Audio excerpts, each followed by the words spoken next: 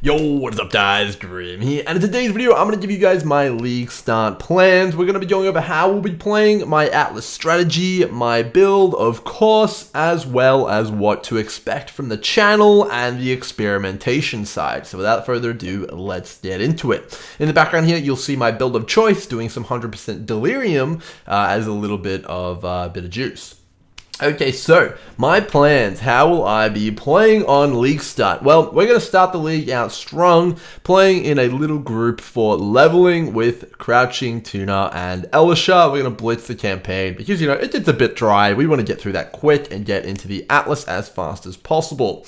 But when we hit Atlas, we'll be going our separate ways. I'll be playing solo, just like all of you guys, and we'll be pushing through it as fast as possible, getting into the good stuff. Now, in terms of currency acquisition, my Atlas strategy, well, I have decided, as we have all the info, I'm going to be going for a breach strategy to begin with. More specifically though, I'm going to be focusing on mapping and not bossing this time, and as such, my league starter is focused around that. We'll get to that in a minute though. So, mapping and breaches, what's the play? So, on the new map device with the new Zana passives, breach is featured very, very early on, and it's on there for 2 chaos. That's right, you can get a breach on every single map just for 2 chaos, pretty much as soon as you hit the Atlas and, do 14 or 15 maps worth of completion, which is incredibly powerful. Now, that combined with the newly condensed Atlas passives is completely insane. Let me take you through it. So, we'll just go over the breach changes because I have a video planned for going over all of the Atlas strategies which are going to be powerful at League Start, but let's go over breach just in this video. So breach got changed. All of the Atlas passives from all of the breach zones got condensed into one area. And those Atlas passives also got buffed. So flash breach, the most popular breach passive and the one that people used to take a whole entire tree just for, actually did indeed get buffed. It got taken from its normal 10 monsters, which are rare, guaranteed, and also added 30% more monsters from breaches in that. Incredibly powerful. So you're just getting 30% more juice in your breaches. In addition to that, they added the 2 nodes from the other breach region into the same one as Flash Breach. So you're also getting the way higher chance at Breach Lords dropping double the amount of splinters, as well as those splinters from the Breach Lords having a 10% chance as dropping as full Breach Stones. In addition to that, those Breach Stones that do drop can drop as charged, enriched, and pure on very small quantities. Completely ridiculous.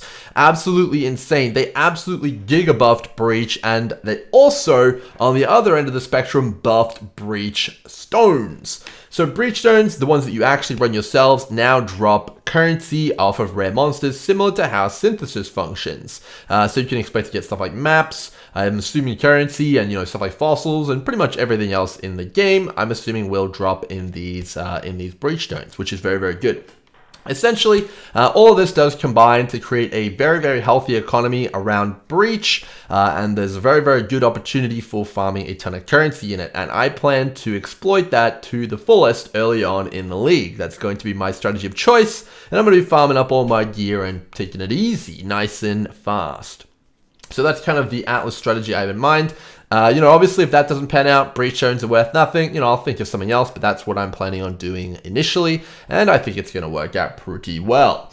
Alright, so what's next? Let's talk a little bit about the build. So in the background here, you're seeing a rudimentary version of the build I'm planning on playing, and that is a Corrupting Fever Tornado Shot build.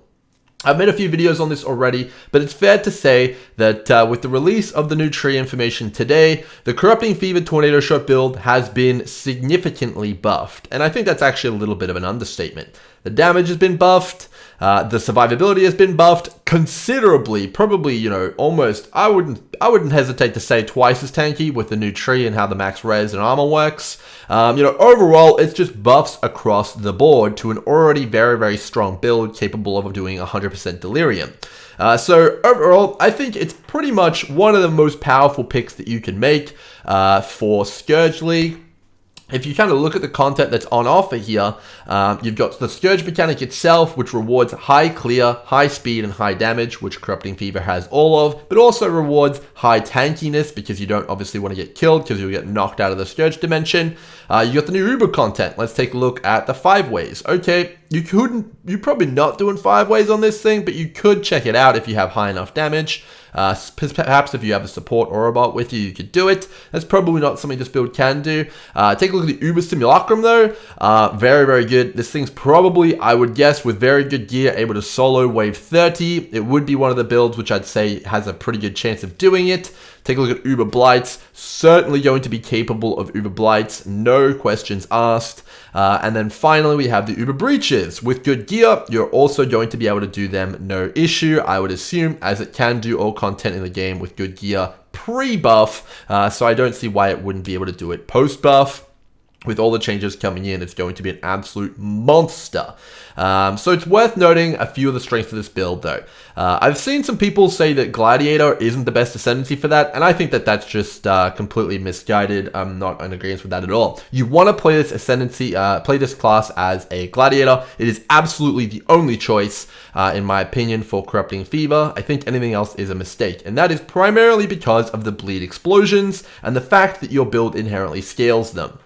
So bleed explosions, basically anything that is bleeding will explode for 10% of its life. Now, this has pretty interesting interactions. You can see it in the background here with Delirium. All the monsters are exploding and chaining, and it's doing tons more damage than my actual skill is doing. And that's really, really strong in Simulacrum, and it's really, really strong as well in Blight. 2 of the pieces of content that's incredibly important. Now, in Scourge, we don't know how powerful that's going to be, but I imagine if the density is large, it's going to be very, very powerful there too as well. Explosions are one of the hardest mechanics to come by these days. It's pretty much just Gladiator, Occultist, and then you can kind of get scuffed versions of it also on items, but it's nowhere near as powerful or as easy to access, and giving up item slots is definitely not what you want to be doing. And then, of course, you get all of the perks of the damage, and then you also get all the movement speed from Gladiator as well. It's a no-brainer. So overall, I think Corrupting Fever Gladiator is going to be very powerful. So let's talk a little bit about what you guys can expect from the kind of this build. So I am going to be making a sort of pseudo guide, I suppose. I'm not comfortable putting out a full guide for this, as you know, obviously we just got a fully reworked defense system, a fully reworked tree, and you know, obviously we've got new endgame, we've got reworked endgame, we've got Scourge. I don't know everything of how this build is going to progress and, you know, put everything out. So I don't feel confident putting a guide out, which I can guarantee is going to work. So I'm going to do the next best thing. I'm going to give you guys all of my resources for the build, my leveling trees after they're fully tested, all of my POBs, all of my crafting spreadsheet and cheat sheet. And then you guys can also follow along with Corrupting Fever updates throughout the league start. And that's pretty much all I can offer you guys, unfortunately. I might do a full guide later on with everything that is like perfect, you know, and shipped up and shaped. But overall, that's the best I can do. It is going to be a risk. If you want a consistent league starter, obviously I'd recommend either doing, you know, like an Exsanguinate Trapper, or I'd also recommend doing, you know, maybe a Toxic Rain for a Mapper. Those are tried and true. We know they're good. People play them in Gauntlet. They're going to be good. Now, this is obviously a little bit experimental.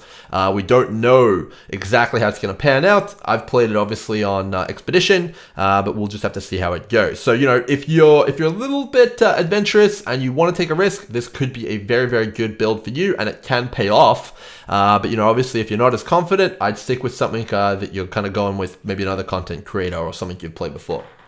Okay, so that's the build. We've got the strategy, we've got the build. Let's talk Scourge. Let's talk aspirational content and what to expect from the science side of things. So that's what we're all about. We want to figure everything out. We want to know it all, and we want to present that and figure out the best way to do it. So the first thing I'm going to be focusing on while I'm doing my breach farming and gearing up is going to be the Scourge League.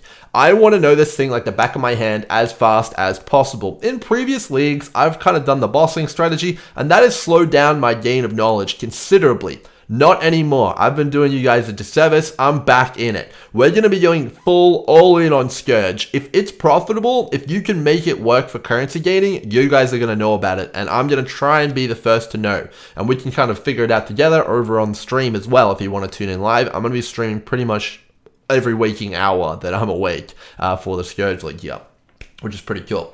So, you know, if you want to check it out on Twitch. So we're going to be figuring that out. We're going to be doing the Blood Crucible crafting, everything to know about that. We're going to be doing the profitability of the Crucible as well. So like, okay, what uniques should we be corrupting? What maps should we be corrupting? Should we be 6-linking items with the Crucible? Everything you need to know about the crafting with the Crucible. We're going to be doing that. But we're also going to be doing the Scourged maps. We're going to be figuring out exactly how to min-max those, how to combine them, how to make them accessible. Should you be selling them? What should you be selling them on? All sorts of stuff like that. Every single tiny thing you need to know. Going to be here on this channel. Going to be over on Twitch. We're going to be figuring it out as soon as humanly possible.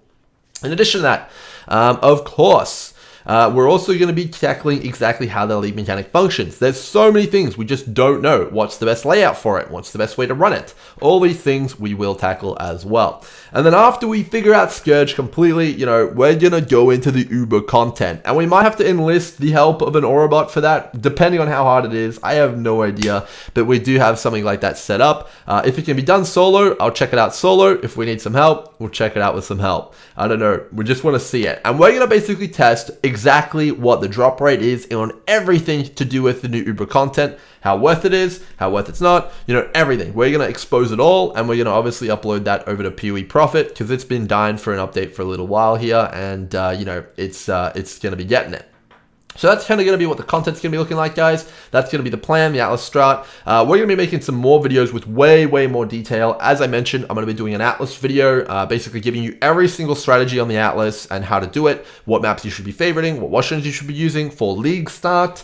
Obviously, it might change after we see the economy develop. And then we're also going to be doing a bit of a video on Corrupting Fever, giving you guys basically everything I know, everything to do with the POBs, everything. Just basically, it's gonna be like a 30-minute video or something like that. You guys are gonna get injected with knowledge about this build, and you'll have a pretty good decision whether you want to be making it and running it as your league starter or your second build or anything like that.